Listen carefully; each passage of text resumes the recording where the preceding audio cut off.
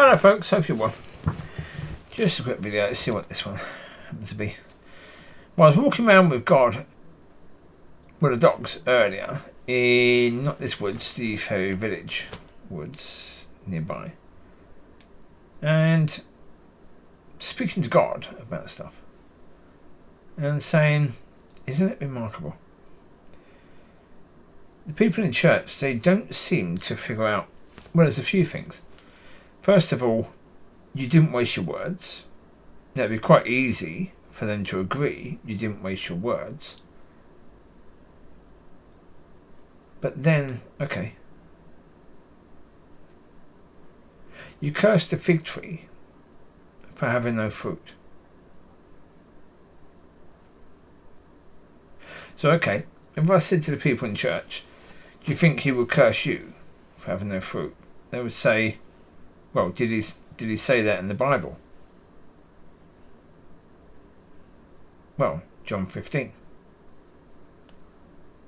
John 15 does say what happens if you don't have fruit.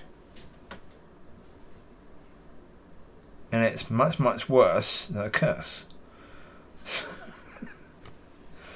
So again, people in church.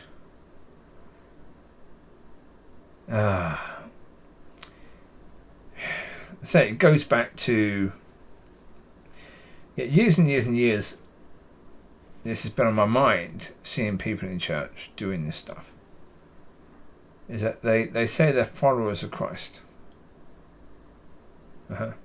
They say they love him. They say they worship him alone. They trust in him alone. Yet they don't worship his word. They don't know his word. They don't follow his word. And they don't trust his word or worship his word in any way, shape or form. Yeah. They don't take any notice of his words at all. Basically, most of his words, they don't take any notice of it at all. They don't want to understand his words. And for me, that's... yeah.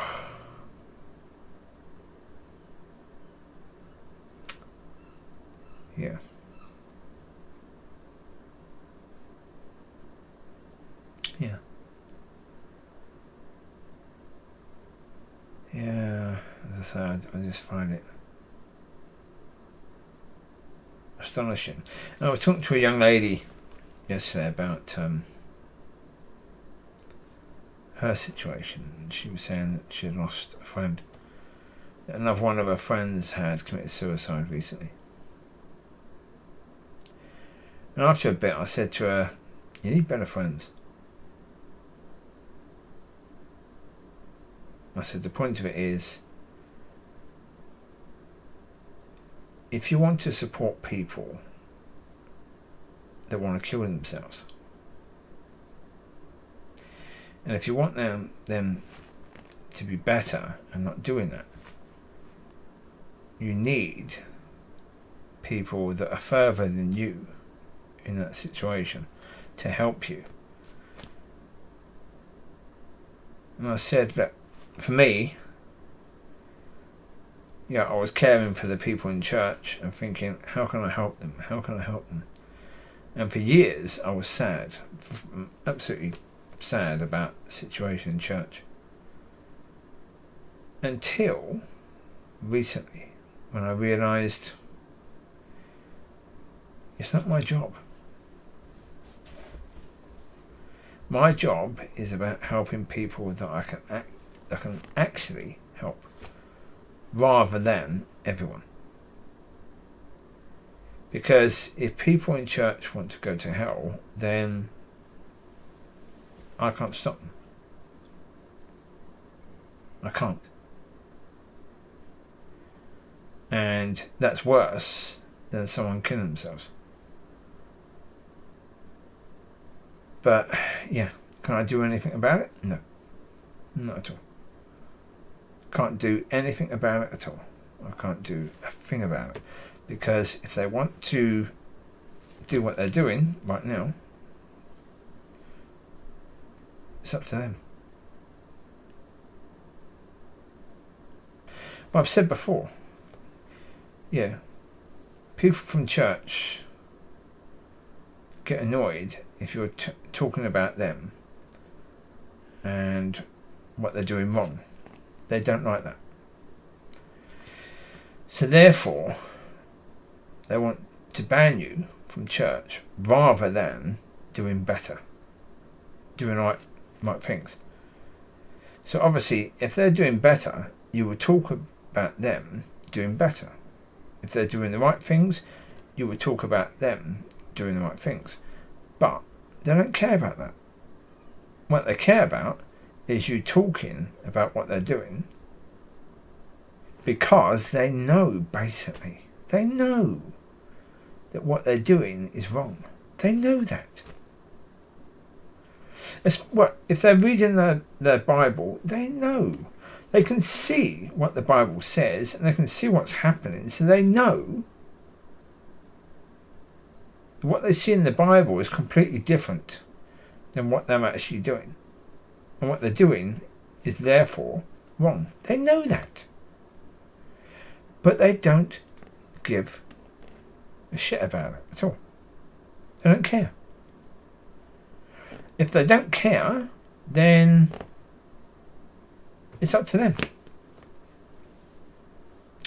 Because it is. That is the situation.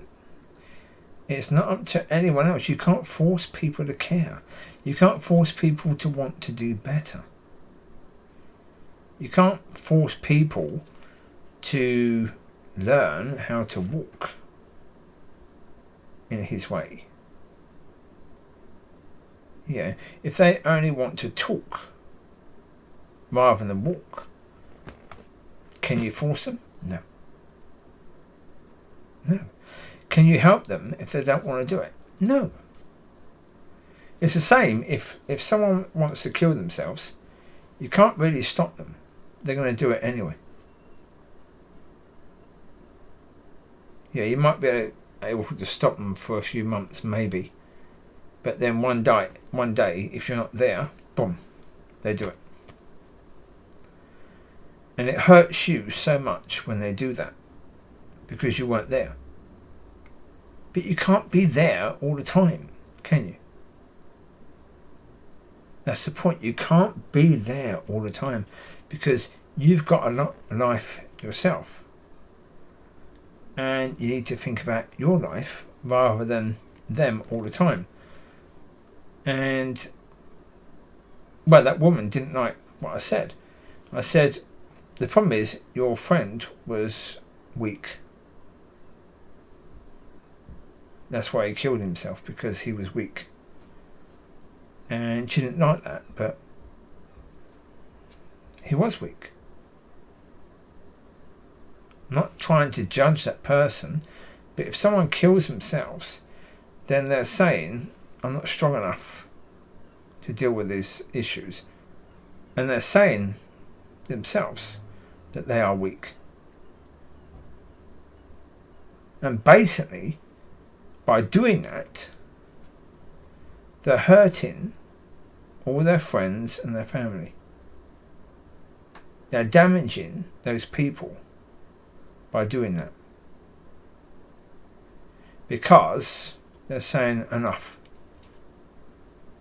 Yeah, I don't want to deal with this life anymore. Okay. As I say, basically, okay, a lot of people have good reason to do that. I've had reasons to do that. So many reasons to do that. Yeah, so many reasons to kill myself. Yeah. Well, okay, even today, right? It's my birthday today. So, okay, did anyone say happy birthday to me today? No. So for a lot of people, that's good enough reason to kill themselves, right? Because you're alone. And that's a good reason to kill yourself. But, am I doing that? No. Because right now I don't care about that crap. There's more things to be caring about than that. Do I care if someone says happy birthday? No. And give me a present or a card or whatever. A cake? Not really, no. I got a cake anyway for me and the dogs. We had cake. We do it every birthday for their birthdays and mine. We have cake, so that's good enough. Does it matter? No. But on the 23rd, I was 30, and that's more important because I choose that date. I choose to be give my life to God. I choose to do that. So therefore that birthday was my choice. The first birthday wasn't really my choice, was it? Well, maybe it was, but yeah. But certainly the second one was my choice, so therefore, yeah. But basically, look, okay. The point of it is it's okay to care about people, but caring too much,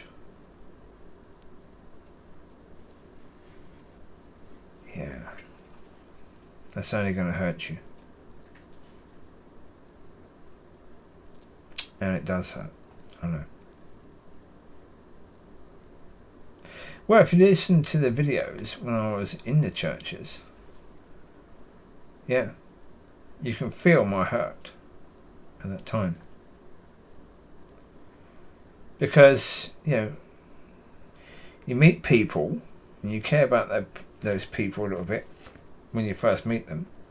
And after a few weeks you care about them a bit more. And when you see what's happening in that church, yeah.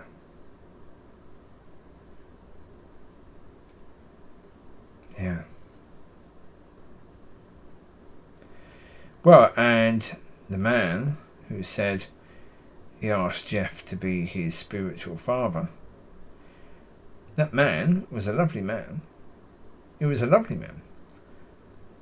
And as I say, the pastor nearly wrecked him by asking him to be the person to do the ministry in that Sunday.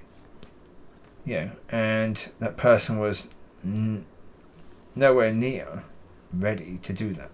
Nowhere near ready to do that. And everyone else in that church was saying, "Oh, well done, well done, well done, well done, well done." Even though they knew he was absolutely useless. They knew. But they won't talk truth.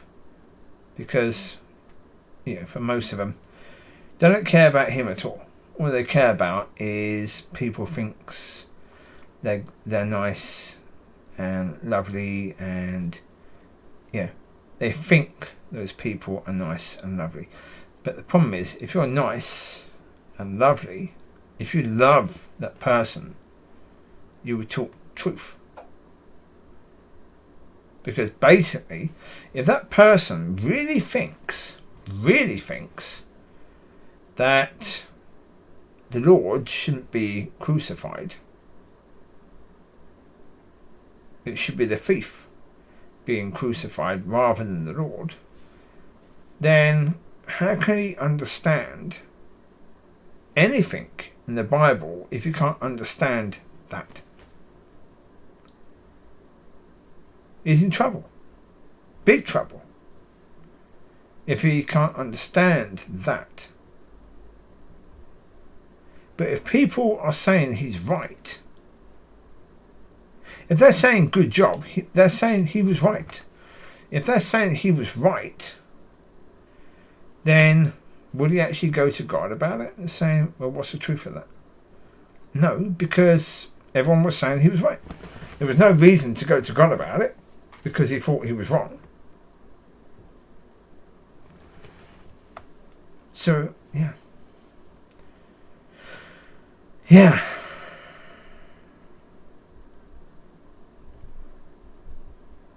Basically, a good father will tell his kids when they're wrong. And he wants to teach his kids to do the right thing. So when they're wrong, he will tell them they are wrong. In church, they don't want a good father. They want a father who will lie and say you were right even though when you're wrong. That means their father is the devil, right? Because the devil will lie. God will never lie, but the devil will lie. So therefore, that's what I've been saying for years. The father of the church now is the devil.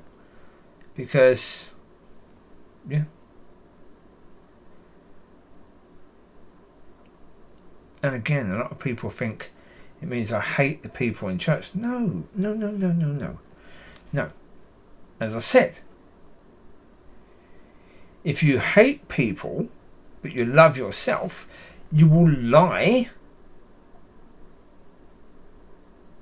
and tell them they're right. Because you want them to say you're a good person, right? So therefore, do I hate those people or love them? There you go. That's the question. So enjoy. Have a good week. Be blessed and be a bless. Bye-bye.